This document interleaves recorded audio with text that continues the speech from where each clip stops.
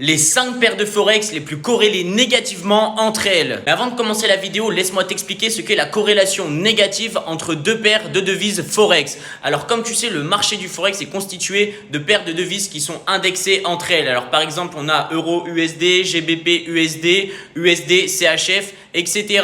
Il y a une devise forte et une devise faible. Et bien il faut savoir qu'il y a des paires de devises qui sont corrélées positivement entre elles, mais il y a aussi qui en sont corrélées négativement entre elles. Alors qu'est-ce que ça signifie la corrélation négative? C'est tout simplement si par exemple on a une paire de devises A qui prend de la valeur, et on va avoir la paire de devises B qui va perdre de la valeur. Et lorsque la paire de devises B va prendre de la valeur, la paire de devises A va perdre de la valeur. Et ça, c'est ce qu'on appelle la corrélation négative. Du coup, maintenant, passons à la vidéo. En premier, nous avons l'euro USD et nous avons l'USD CHF. Alors, la corrélation négative de ces deux paires est simplement due au dollar, à l'US dollar. Tout simplement car dans la première paire de devises, on a en devise forte l'euro, en devise faible l'USD. Et puis dans la seconde, on a en devise forte l'USD et en devise faible le CHF, donc le franc suisse. Donc tout simplement, lorsque l'euro USD va prendre de la valeur, l'USD CHF va perdre de la valeur. Et lorsque l'USD CHF va prendre de la valeur, l'euro USD va perdre de la valeur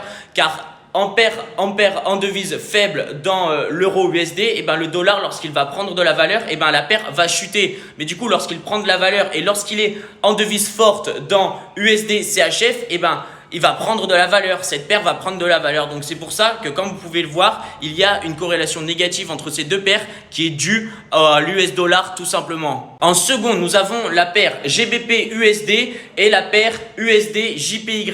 Alors là, ce qu'il faut savoir, c'est qu'en devise forte dans la première paire, nous avons le livre sterling, le GBP. Et en devise faible, nous avons l'USD. Et puis là, dans la seconde paire, en devise forte, nous avons l'USD. Et en devise faible, nous avons le JPY, donc le yen japonais. Alors là, ce qu'il faut savoir, c'est que le GBP, la livre sterling, va être impacté par les news économiques et les news politiques du Royaume-Uni. Lorsque l'économie du Royaume-Uni est stable, le GBP va prendre de la valeur. Donc la paire GBP-USD va prendre de la valeur.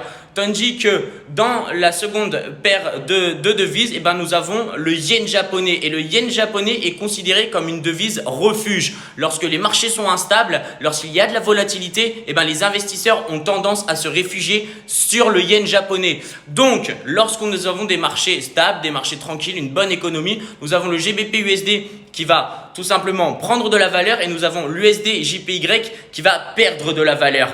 Et lorsque les marchés sont instables, les marchés sont volatiles, du coup nous allons avoir l'USD JPY qui va prendre de la valeur car tout le monde va investir dans le yen japonais. Et à contrario, nous avons le GBP USD qui lui va perdre de la valeur. Et c'est là où est la corrélation négative entre ces deux paires de Forex. En 3, nous avons AUD USD et nous avons USD CAD. Alors qu'est-ce que c'est?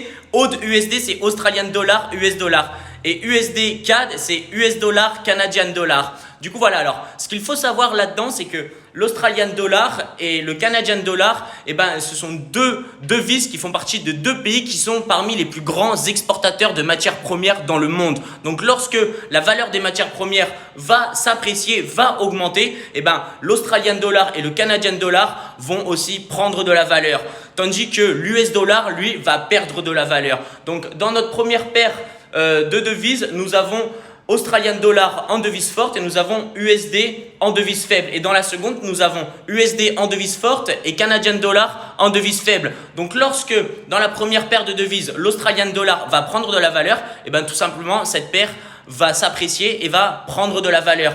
Tandis que si dans la seconde paire de devises, nous avons le Canadian Dollar qui prend de la valeur, vu qu'elle est en devise faible, elle va tout simplement, la paire de devises va perdre de la valeur. Donc on peut voir, le mouvement va se suivre et la corrélation va être négative entre ces deux paires. Et vice versa, si par exemple, l'Australian Dollar perd de la valeur, cette paire va baisser, va se déprécier, tandis que si le Canadian Dollar perd de la valeur, vu qu'il est en devise faible à côté de l'US Dollar, tout simplement cette paire, et ça veut dire que l'US Dollar prend de la valeur et du coup cette paire va monter et va s'apprécier tout simplement. Donc là est la corrélation négative entre ces deux paires de Forex. En 4, nous avons NZD USD et USD JPY. Alors NZD USD, c'est dollar néo-zélandais indexé avec l'US dollar. Et là, eh ben, nous avons l'US dollar indexé avec le yen japonais. Alors là, ce qu'il faut savoir, c'est que le dollar néo-zélandais eh ben, est impacté en partie par l'économie néo-zélandaise. La Nouvelle-Zélande, qui est un pays, un très grand exportateur de matières premières aussi, alors son cours va être énormément corrélé au cours des matières premières.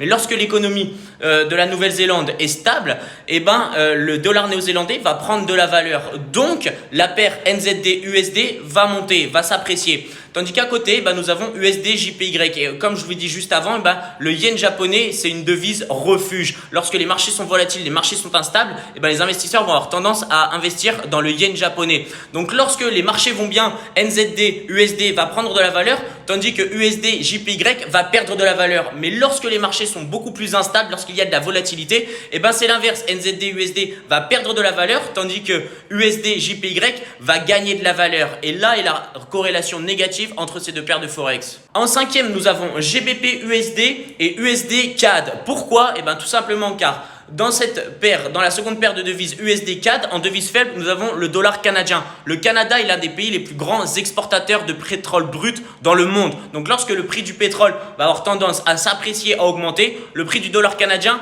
va aussi avoir tendance à augmenter. Tandis qu'à côté de ça, eh ben nous avons le GBP, qui est la devise forte de la paire GBP-USD.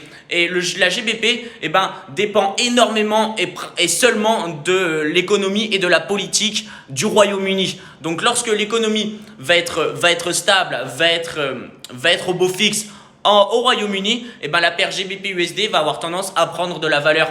Tandis que les matières premières vont avoir tendance à possiblement eh ben, perdre de la valeur. Donc la paire USD-CAD va perdre de la valeur. Tandis que lorsque le prix du pétrole va avoir tendance à augmenter, eh ben, le prix du dollar canadien va avoir tendance à augmenter et du coup cette paire va avoir tendance à descendre. Et le GBP ne va pas profiter eh ben, des fluctuations du prix du pétrole. Donc ça veut dire que lorsque le prix du pétrole augmente, eh ben, la paire USD-CAD va descendre, tandis que la paire GBP-USD va augmenter. Et c'est là la corrélation négative entre ces deux paires.